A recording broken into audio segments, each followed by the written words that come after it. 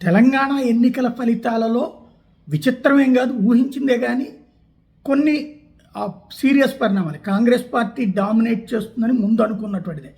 మొత్తం 688 వార్డుల దాకా ఇప్పుడు ఈ వీడియో చేస్తున్న సందర్భానికి కాంగ్రెస్ పార్టీ గెలుచుకుంటున్నటువంటి పరిస్థితి ఉంటే, దాదాపుగా హాఫ్ సీట్స్ అటు బీఆర్ఎస్ కూడా సాధిస్తోంది. 350 వరకు బీఆర్ఎస్ సాధిస్తోంది. ఇదే సందర్భంలో భారతీయ జనతా పార్టీ కూడా 100 సీట్లని సాధిస్తోంది. వాళ్ళిద్దరు కలిస్తే దాదాపు 40% సాధిస్తున్నట్టు కనబడుతోంది. ఇది కీలకమైనటువంటి అంశం.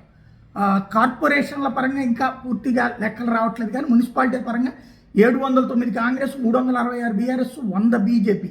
మున్సిపాలిటీల పరంగా 24 కాంగ్రెస్, బీఆర్ఎస్ 6, బీజేపీ ఇంకా ఒక్క మున్సిపాలిటీ కూడా పూర్తిగా గెలుచుకుంటున్నటువంటి పరిస్థితి అయితే లేదు. ఇంకా అదేంటనేది తెలియాల్సి ఉంది. ఇతరులు 104, బీజేపీ 100 కౌన్సిలర్ గెలుచుకునేటటువంటి పరిస్థితుల్లో ఉన్నారు. ఓవరాల్గా చూసుకుంటుంటే గట్టి పోటీ అన్నటువంటిది కంటే కూడా కాంగ్రెస్ పార్టీ మున్సిపాలిటీల పరంగా 24 గెలవడం అంటే ఆషామాషయం కాదు. 6 బీఆర్ఎస్ ఉంటాం, తక్కువే. సేమ్ టైం కౌన్సిలర్ సీట్ల పరంగా చూసుకుంటుంటే కాంగ్రెస్ గట్టి పోటీనే బీఆర్ఎస్ ఇచ్చింది. భారతీయ జనతా పార్టీ నామమాత్ర పోటీ అయినటువంటి పరిస్థితి అయితే స్పష్టంగా కనబడుతుంది. ఓవరాల్గా ఫలితాలు అయితే చకచకా మారుతున్నాయి.